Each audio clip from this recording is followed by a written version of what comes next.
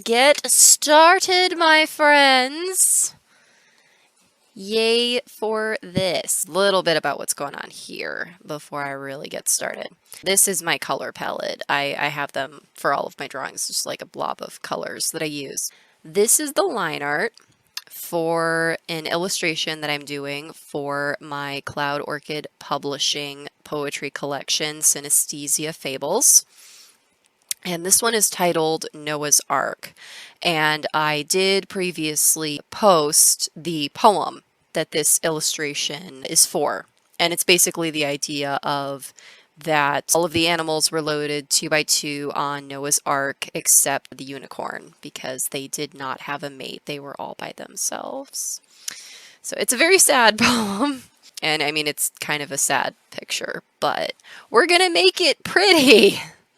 Because that's what I do best, making things pretty. Basically, how this works, like why I'm doing these illustrations and what exactly the poetry collection is all about and all that jazz. I have a database of poems that I wrote and that I regularly add to. And I think I have something like 300 poems in there. What I do is once I get enough of them that have like a common theme, then Brian and I put together one of these poetry collections. And in the past, we've done some with my artwork and we've done some with his photography. And it's always really fun to just see how everything fits together in this kind of like multimedia vision. For this one, Fables, I really wanted that like old-timey stained glass look, kind of like from the opening of the original animated Beauty and the Beast. I really wanted like that kind of look where it has like the really thick black lines and the pictures are kind of simplified, but they're really colorful and they just have that like old-timey feel. That's kind of what I was going for. The other poetry book that I'm doing in tandem with this, Synesthesia Pandemic, was actually Brian's idea. Been writing the poems together. So like I'll write some lines and he'll write some lines and it's been really fun for both of us, especially Brian's learned a lot about writing poetry. It's been a very fun experience for him. Really enjoy working on these kind of projects and I feel like the past couple years, like this is all I've done constantly is just work and work and work and work. That's like all I do. I have a major problem with separating work from daily life.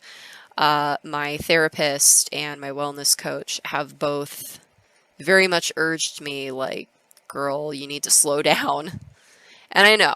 And I am taking it seriously. And it's not that I wasn't taking it seriously at first to begin with. It's just one of those things that it's very hard that once you get used to living a certain way, it's very hard to change that.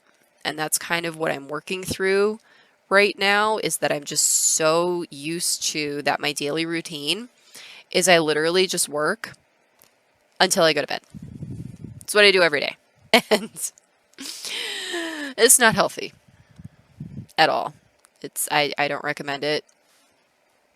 And I've been working on trying to have a little bit more separation between my work and like actually having free time. And it's been very hard to do that because I love writing and I love drawing. But the thing is that they have become my work. So even just doing like a drawing for fun or just working on my writing for fun still has the elements of work in it. And so my stress levels are like through the roof and it's bad. Because back when I used to do conventions, that was literally like an all day thing. I would get up at like the crack of dawn and like in my glittery fantastic self and then load up my car with all my crap and then head out to the convention radius of 2 hours one way. And that was like the max that I was going to do because I can't afford a hotel room. make do with just driving back and forth each day. So when the dealer hall closed, you know, I would have to like go all the way back home.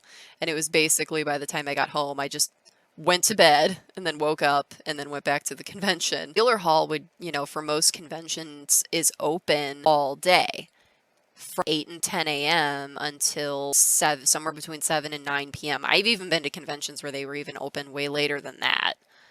And I learned that I just like give up on life at those. I really miss doing conventions. I have a lot of fun doing them. I love an excuse to dress up. Big surprise. Also love and being able to talk about my writing and my art, and they were here for it. And I guess now that's kind of what I'm using Twitch as, is this replacement for, you know, the things that I can't really do right now. Nice though, not having to drive somewhere. Sometimes you're in the car for so long. Oh my God, are we there yet? I'm so over this. Especially day of the convention on Sunday after I pack up my car and I'm going home for the last time for the weekend and I have to like drag all my stuff back into the house. That drive home is never fun. Recently shared a post where, you know, what are the things that you've accomplished this year and stuff like that, and it was crossed out. And it was like, you know, this is not the year to be comparing accomplishments and stuff like that. Like if all you did was survive, like that's an accomplishment. You know, that just surviving this year is enough.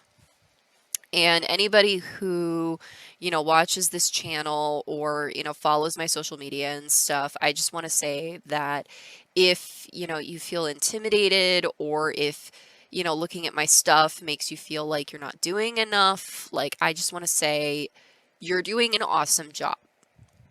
Like, for real, you are doing the best job because you are alive.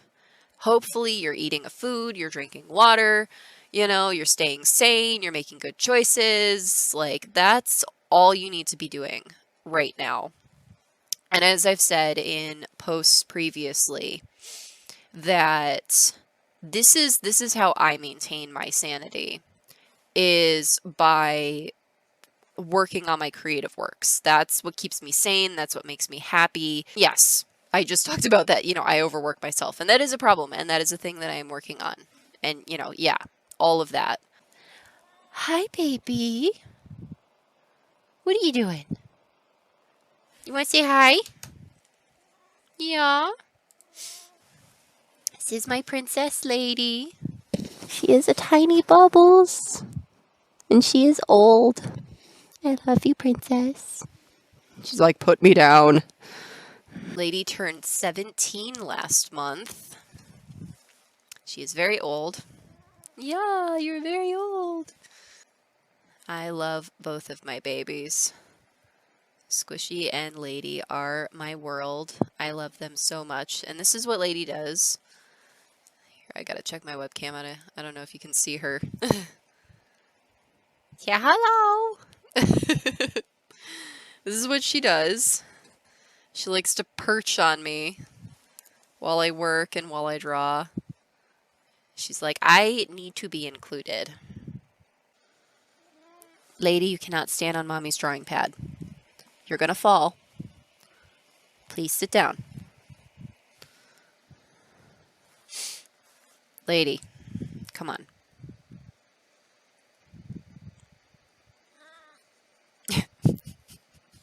She is sassy tonight.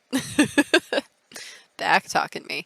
I mean, that's a trick I've learned from a lot of other artists that I've hung out with, is that, you know, don't reinvent the wheel if you don't have to. Like, art takes a long time anyway. Don't make it take longer than it has to. You have more important, better things to do than to just, you know, redraw a thing just to be like, look, I can. Like, forget that noise. That is just unnecessary. I'm liking this. Ooh, ooh, that is so pretty. Oh my God. Yes, I am loving everything about this. Big part of why my poetry collections are called the Synesthesia series is I have synesthesia.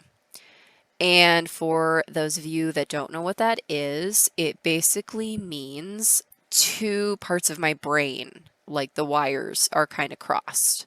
So in my case, I can taste colors. I can also taste words. But for the purposes of this, I will explain the tasting colors. Different colors taste like certain things to me, and like I have to be like actually looking at the color to be able to taste it. If you just like say a color at me, I'm just gonna be like, okay, yeah, I don't know. I have to be like looking at it. Unless it's like a color. I have a short list of favorite colors that like if you ask me, you know, what do those taste like, I can tell you off the top of my head because I remember. But this green right now, oh, I'm just loving this green. Oh, it tastes like that tangy old-fashioned saltwater taffies. It tastes like that. Like it tastes like that trio color one where it's like pink and chocolate and white. That saltwater taffy, like that's what this tastes like. Is actually a big influence for both my artwork and my writing is a lot of my artwork, like my color choices, are like sometimes it's literally like, oh, this color is tasty. We're gonna color with this color so I can like taste it. I do that with my writing too, where there's just words that just taste really good, so I just use them. And the words and the colors, like the words that are colors, taste the same. But then like words that are words, like they taste like whatever they taste like to me. And it's a whole thing. It makes my life interesting. I'm smart. I know what I'm doing. I'm an artist. Look at me go. This is also a big part of being an artist, just sitting here and staring at your drawing and being like, what am I doing with my life? I don't know. What is life? What layer am I on?